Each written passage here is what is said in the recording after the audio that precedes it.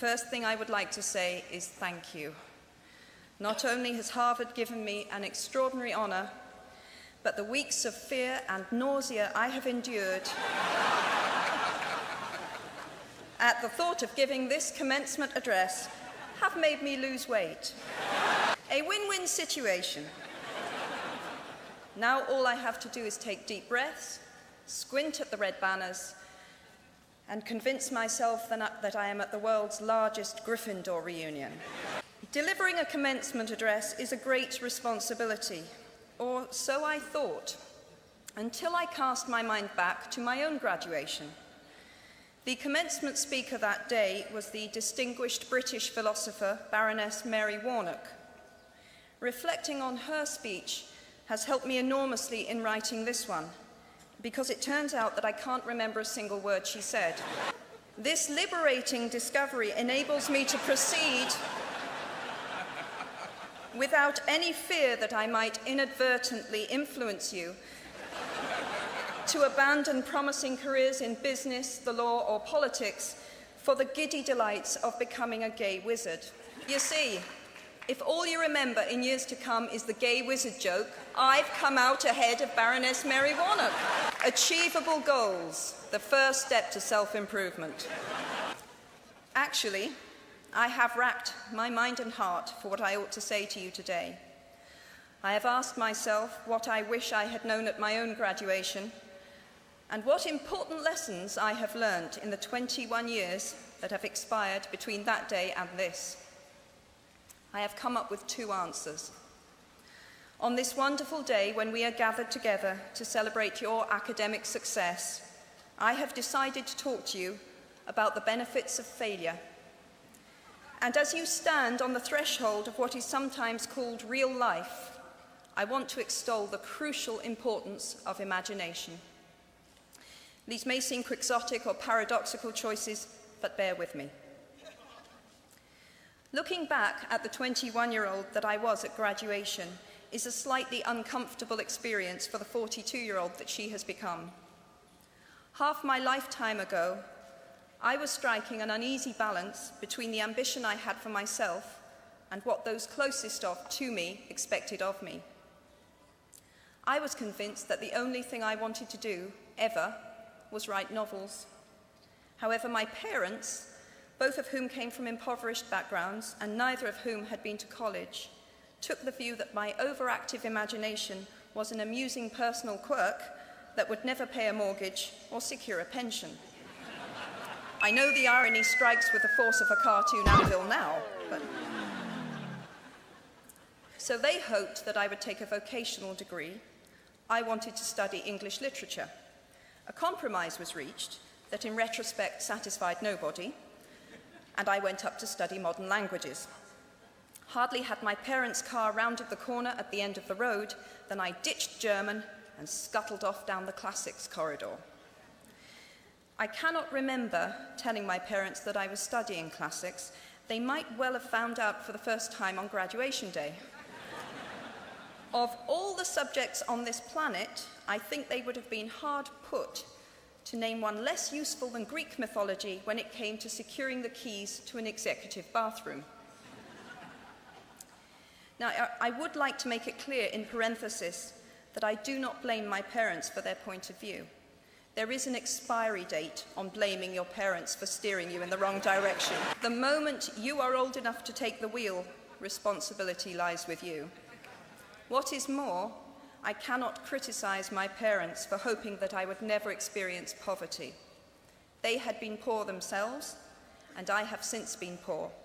And I quite agree with them that it is not an ennobling experience. Poverty entails fear and stress, and sometimes depression. It means 1,000 petty humiliations and hardships. Climbing out of poverty by your own efforts, that is something on which to pride yourself, but poverty itself is romanticized only by fools. What I feared most for myself at your age was not poverty, but failure. At your age, in spite of a distinct lack of motivation at university, where I had spent far too long in the coffee bar writing stories and far too little time at lectures, I had a knack for passing examinations, and that, for years, had been the measure of success in my life and that of my peers. Now, I am not dull enough to suppose that because you are young, gifted, and well-educated, you have never known heartbreak, hardship, or heartache. Talent and intelligence never yet inoculated anyone against the caprice of the fates, and I do not for a moment suppose that everyone here has enjoyed an existence of unruffled privilege and contentment. However, the fact that you are graduating from Harvard suggests that you are not very well acquainted with failure. You might be driven by a fear of failure quite as much as a desire for success. Indeed, your conception of failure might not be too far removed from the average person's idea of success. So high have you already flown. Ultimately, we all have to decide for ourselves what constitutes failure. But the world is quite eager to give you a set of criteria if you let it. So I think it fair to say that by any conventional measure, a mere 7 years after my graduation day, I had failed on an epic scale. An exceptionally short-lived marriage had imploded, and I was jobless, a lone parent, and as poor as it is possible to be in modern Britain without being homeless. The fears that my parents had had for me and that I had had for myself had both come to pass. And by every usual standard, I was the biggest failure I knew. Now, I'm not going to stand here and tell you that failure is fun. That period of my life was a dark one, and I had no idea that there was going to be what the press has since represented as a kind of fairy tale resolution. I had no idea then how far the tunnel extended, and for a long time, any light at the end of it was a hope rather than a reality. So why do I talk about the benefits of failure? Simply because failure meant a stripping away of the inessential. I stopped pretending to myself that I was anything other than what I was, and began to direct all my energy into finishing the only work that mattered to me. Had I really succeeded at anything else, I might never have found the determination to succeed in the one arena where I believed I truly belonged. I was set free because my greatest fear had been realized, and I was still alive, and I still had a daughter whom I adored, and I had an old typewriter and a big idea. And so rock bottom became the solid foundation on which I rebuilt my life. You might never fail on the scale I did, but some failure in life is inevitable. It is impossible to live without failing at something, unless you live so cautiously that you might as well not have lived at all, in which case you fail by default.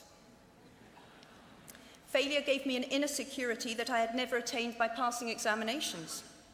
Failure taught me things about myself that I could have learned no other way. I discovered that I had a strong will and more discipline than I had suspected. I also found out that I had friends whose value was truly above the price of rubies. The knowledge that you have emerged wiser and stronger from setbacks means that you are, ever after, secure in your ability to survive. You will never truly know yourself or the strength of your relationships until both have been tested by adversity. Such knowledge is a true gift, for all that it is painfully won, and it has been worth more than any qualification I ever earned. So given a time turner, I would tell my 21-year-old self that personal happiness lies in knowing that life is not a checklist of acquisition or achievement. Your qualifications, your CV, are not your life, though you will meet many people of my age and older who confuse the two. Life is difficult and complicated and beyond anyone's total control, and the humility to know that will enable you to survive its vicissitudes.